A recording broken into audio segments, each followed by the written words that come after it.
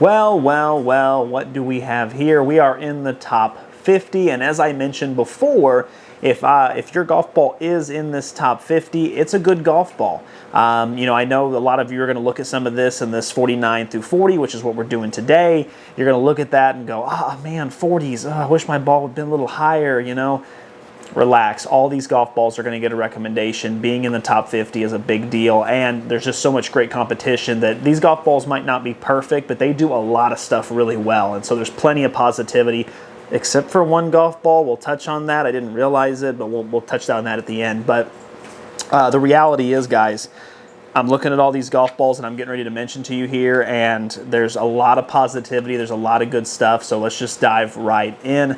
Let's start, of course, with number 49, our first entry in the top 50.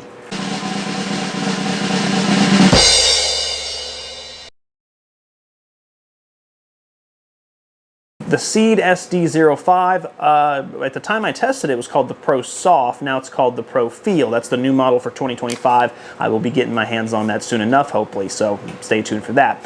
So many of my followers know that I love Seed. This was the first year I tested a golf ball from them, and it didn't take long for me to fall in love with them. The reason for that is just how meticulous they are. They have so much attention to detail, and they have so much love. They're golf ball addicts just like we are, and it's obvious that you can tell from that.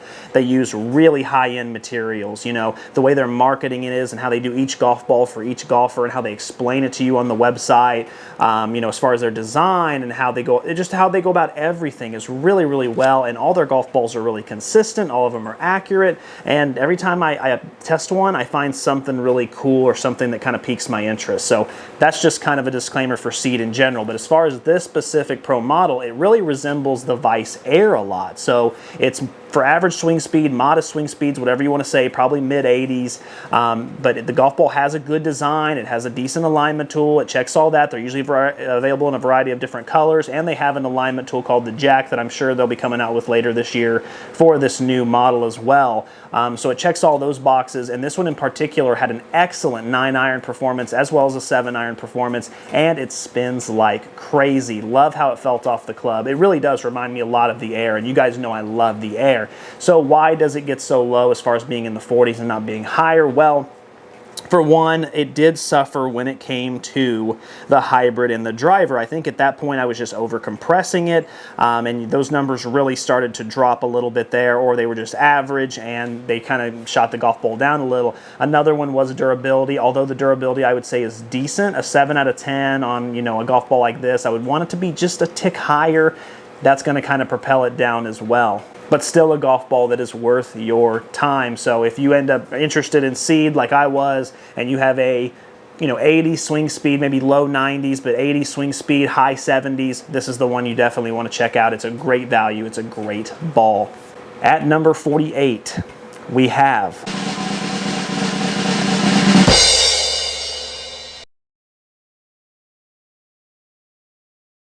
the Wilson Smart Core. Now here's the thing. Do I like this golf ball? No, I don't. I don't really like it at all. I don't like how it's designed. I think it's very gimmicky. It almost looks like someone was on a dare and they were like, hey, how are we going to design this golf ball? And they were like, why don't you put like one of them atom symbols on it, on Smart Core, make it like a university ball. And the guy was like, sure. And he's like, oh no, I was just kidding. Oh crap, you're done. The design of this golf ball is no bueno, but we'll get to that in just a second. I do want to talk about some of the good things I have here about this golf ball, starting with the price point. Value $1 a golf ball. Wilson has this market locked up. Like I said, this golf ball spun on the 50-yard pitch at over 7,400 RPM. That's really good for a two-piece distance golf ball. It actually had 400 more RPM than the Chaos, which this golf ball gets ahead of. It had an incredible driver performance. I mean, really shot off the club, well above average. Unfortunately, the hybrid was terrible, though. The 7-iron was great. Durability is dookie. I mean, straight up dookie. But again, the performance with that driver and some of the other clubs was so great that it really helped propel it higher. So it was able to kind of wash out that durability. But that durability is one of the reasons it's down there. And like I just said before, the design of this golf ball, there's no alignment tool. It looks cheap. It plays cheap. After a couple hits, it really looks cheap because you can start to see the wear and tear. At number 47, we have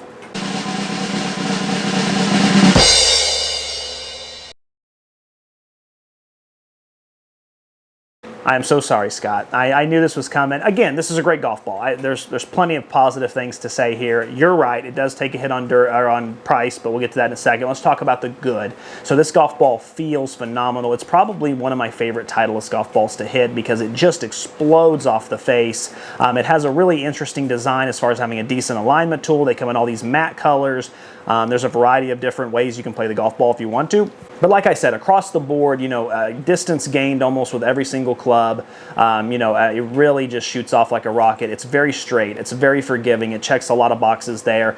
There's just a couple main problems that really hinder this golf ball. The first one is it launches way too low. I mean, it wants to launch so low. And granted, I didn't realize, or maybe I just didn't get to it, but they had a 2024 model. I tested the 23 model, just full disclaimer there.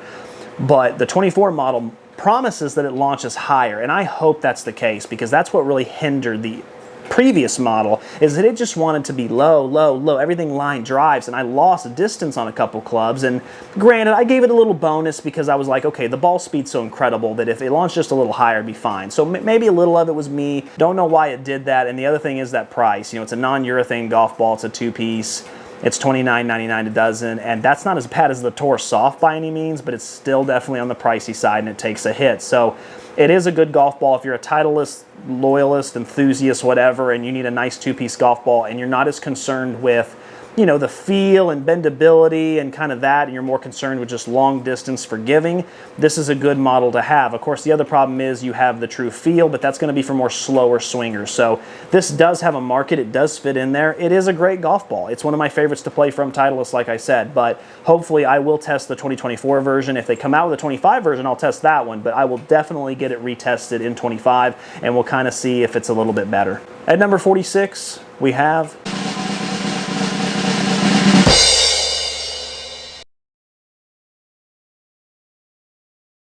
the Snell Prime 4.0. Okay, so the 4.0 is the four-piece model. Snell came out, of course, with another new lineup this year. They had the 2.0, the 3.0, the 4.0. And as far as the 4.0, it's for faster swing speeds. It's not meant for me, but it does feel really good. It has a softness, it has a squishiness, it has an explosiveness. It does that right, absolutely. And I did see an awesome 7-iron performance where I really gained a lot of distance, and I love to see that. And the other thing I loved is when it came to the 50-yard pitch, this golf ball absolutely spun like crazy. Over 8,000 RPM, which is incredible when I'm testing. Only a couple golf balls have hit that. So you're talking really gripping, ripping back to you. Honestly, a really great performance in that regard. So why does it fall? Well, a couple things. One, driver performance, I ended up losing a little bit. Not sure why. Maybe I spun it a little too much. I'm not a great striker with the driver. When you get into these advanced golf balls, sometimes that'll happen. You don't hit them perfect. You'll lose a little bit of distance. But forgiveness wasn't real high with the driver, so I lost some distance there. And durability is really mediocre. Unfortunately, as you guys know, there was a golf ball factory fire, a year and a half ago now. Very tragic.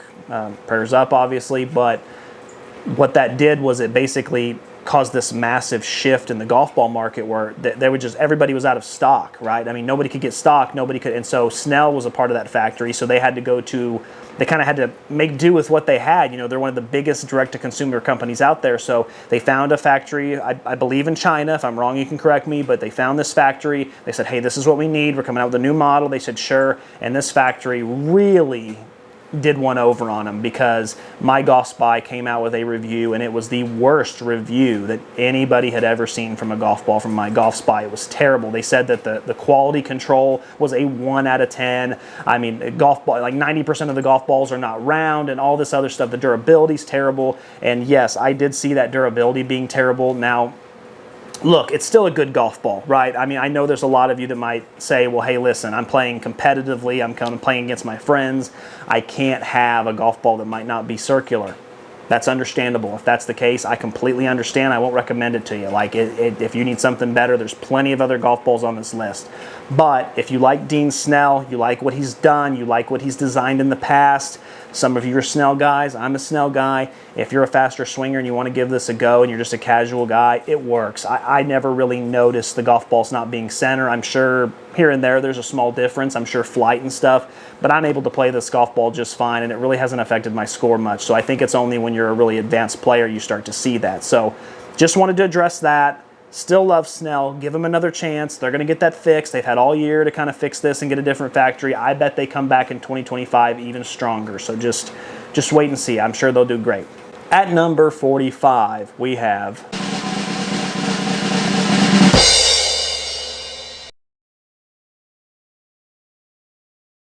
another Seed golf ball, this time the SD01, which I think is, it's not the Pro Tour, that's the Pro 1. It's like the Pro, it's like just the Pro model basically. Probably your equivalent of your Vice Pro, right? So they compare it a lot to the Pro V1. That's what they're kind of trying to mimic here with this one. 3-piece urethane, a little higher compression.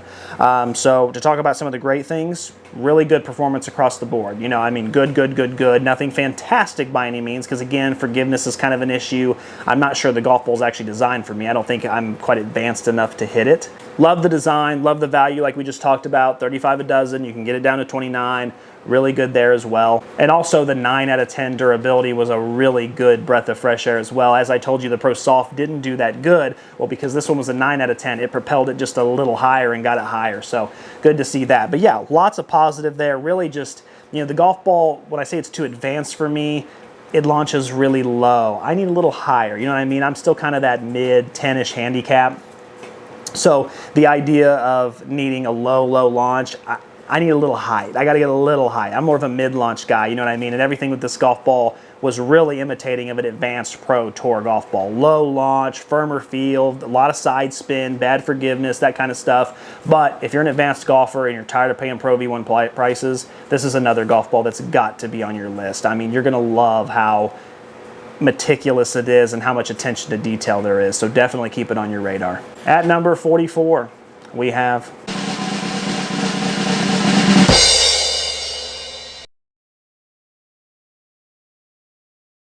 the Callaway Chrome Tour. Okay, so just mentioned the Chrome Soft in the last video. Not a fan of what they did with that at all, but for some reason the Chrome Tour at a 4-piece feels better. For some reason 4-piece golf balls just seem to have a lot more spring to them, and I love that. I want my golf ball to have spring, and the Tour has way more of that than the Chrome Soft does, which shouldn't be the case, but I won't go into that right now. To talk about some of the really good things that the Chrome Tour did, well, it had a pretty decent 7-iron hybrid as well as driver performance. A couple of those were a little better, you know, than average. I mean, a couple of them were really good. And then the 9-iron, it was just okay. But with most firmer golf balls like this, my short irons really do suffer. So that's completely normal, and that's exactly what I expected. But I did love the spin on the golf ball. It spun a lot with a 9-iron. It spun a lot on the 50-yard pitch. It's definitely going to stick a green. I think there's going to be a lot of tour players that really like it and enjoy using it, as well as a lot of advanced players that like it. But however, you won't catch me playing it because they had that price hike, $47 up to $55. I won't pay $55 for a dozen, so that's a really bad value score. I know you can buy 3 dozen and get the 4th for free, but still, not everyone wants to commit like that.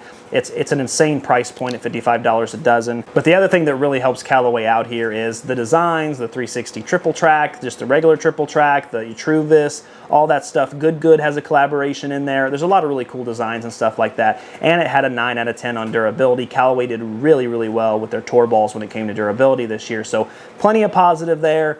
Again, that value score just really hurts it, and you know, the performance, although being good to very good, nothing outstanding and eye-popping, but still it gets the job done. So I think Callaway's on the right track with that Chrome Tour. Number 43, we have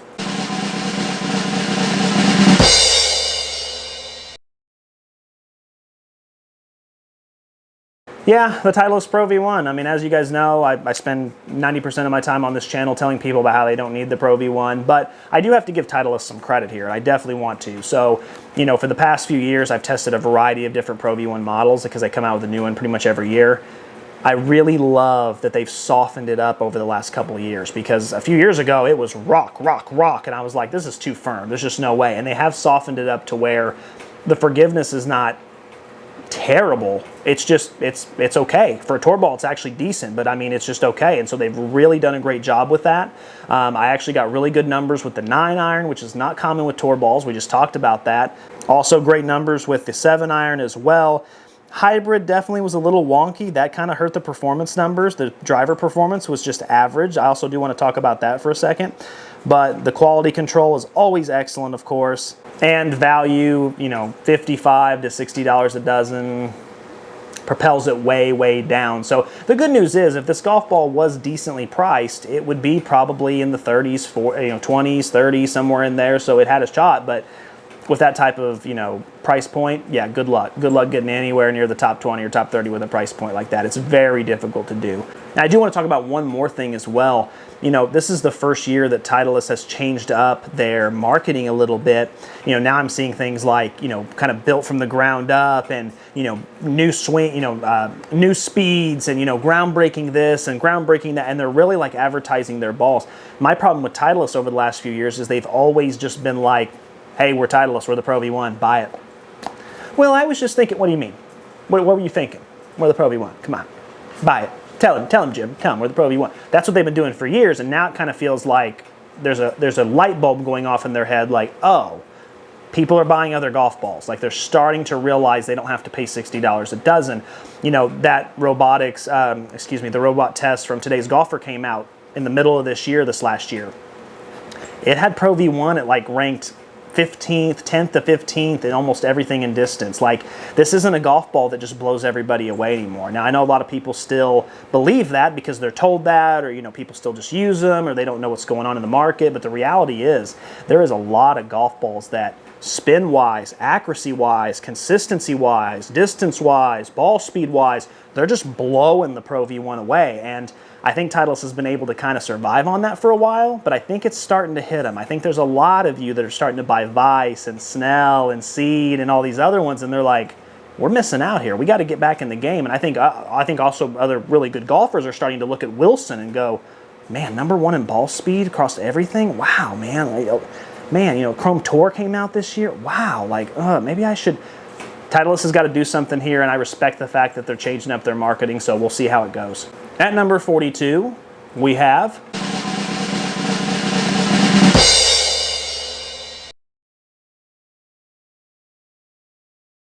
the Callaway Super Soft Max. Now, this one's interesting because when I tested this one, if you're not familiar with this ball, it's essentially a super soft, but what they did was they made it slightly bigger. So it doesn't fit in the little ball holders in the cup, like in the cart or whatever. It doesn't fit in that. It's slightly bigger. Obviously, that means it's not legal, but the thing is if you're just a casual player, who cares? The women's ball Riva is basically the same thing. It's just a female version. They just slap, the Riva on it to make it for females, but it's the same ball. The cool thing is, though, is that this golf ball, when I tested, I didn't have any expectations. I just got done testing the Super Soft, and I didn't like it, so I'm like, okay, let's just get through this Max. Feels and acts completely different. This golf ball explodes off the club face. It is easy to get up in the air. It's not super high in the air where it's obnoxious like a pop fly. It gets that right mid to high level depending on the club. And one of the things I love about it is the driver performance. I mean, it has one of the best driver performances to date. I mean, imagine that, over 150 golf balls tested, and this golf ball, the Super Soft Max, has one of the best driver performances, and it's not even for my swing speed. So that really carried it. That helped get it into the top 50 and the mid 40s, low 40s. So a lot of respect there. Really great performance across all clubs. But there is a couple knocks. One, design-wise, it is a good design, but they don't offer it as many cool designs as they do just their regular Super Soft. So it kind of takes a hit there. Also, the fact that it is bigger, I understand the fact that it's bigger probably helps the performance and the height launch and all that. But it kind of is a pain because you can't putt with this ball because it's bigger. Like, you will miss putts. It's not a golf ball I recommend putting with. Like I said, you can't stick it in the cart really. You have to put it in the cup holders or something because it's so big. It's kind of a pain sometimes, but it is cool that it really performs well. It's also expensive at $25 a dozen when it comes to two-piece golf balls. The sweet spot is $1 a golf ball, but if you can get, at $15, $20, that's perfectly fine. But when you get to $25 for a two-piece, that's kind of the height of the market, and so the value score is just meh. It's pretty low. So a couple of little things there, but overall, a really interesting golf ball and one of my favorites to hit. And my mom plays the Riva, and she will not play anything else. She absolutely loves it because she just gets that extra height, and she loves how it feels. So it works. It works for some people. Some people really love it. At number 41, we have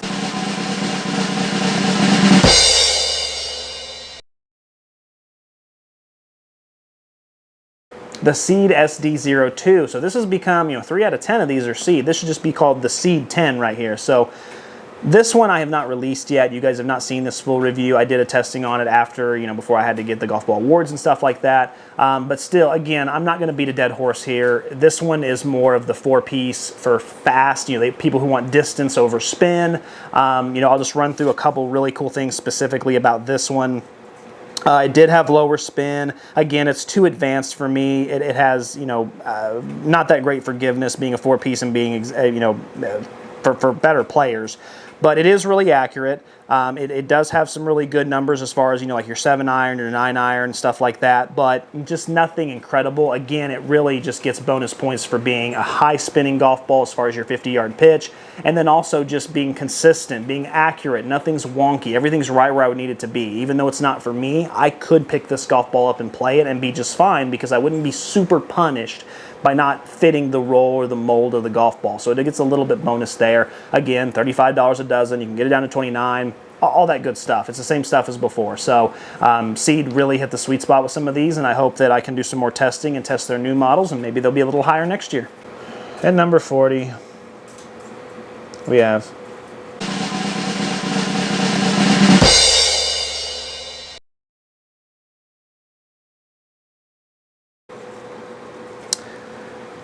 the Cut Red. So at the beginning of this video, you might have heard me mention just briefly about how, all these in the top 50 get a recommendation except one. We won't talk about that. This is a really tough one. In hindsight, I don't think I would have put the Cut Red on the list in hindsight, but I did this list, a month and a half ago, and so, information changes. Long story short, the Cut Red last year should have been a top 5 golf ball. I mean, it should have been based on its performance, how much we liked it, its value, its design, everything.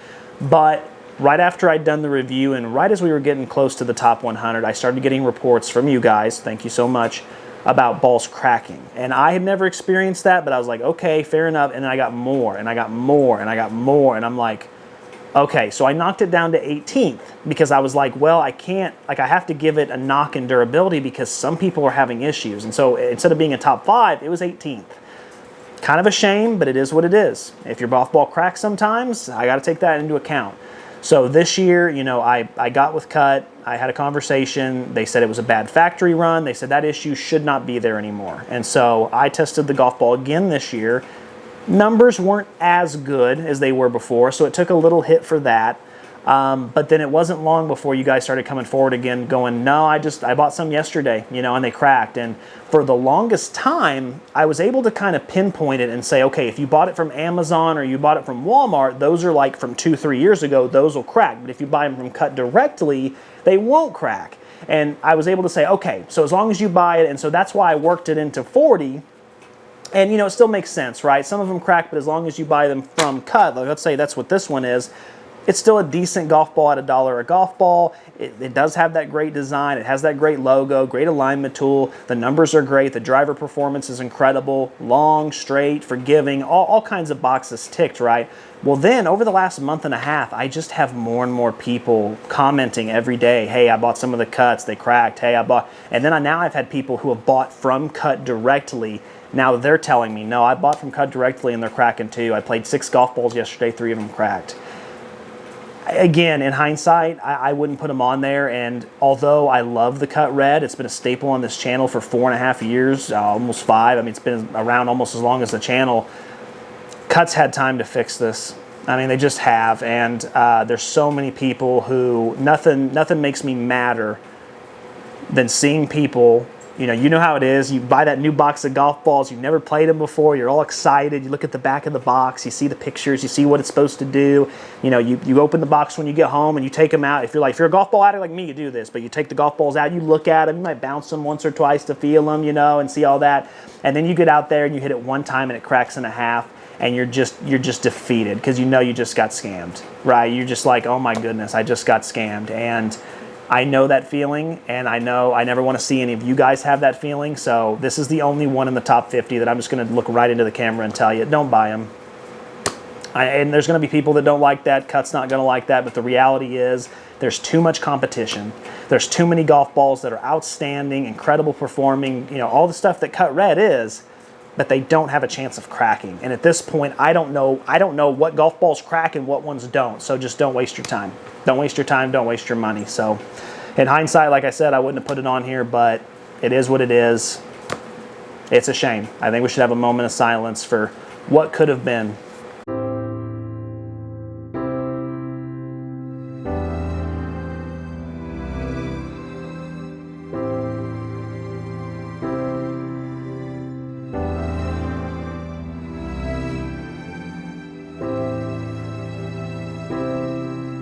Thank you for that. Guys, that's 49 through 40. So now we move on to 39 through 30, and this is where it just gets a little sweeter. You know what I mean? It gets a little sweeter because now it's like, okay, these golf balls, a lot of them do stuff really, really well. So I'll see you in a couple days. I can't wait. Check those notifications. Bye-bye.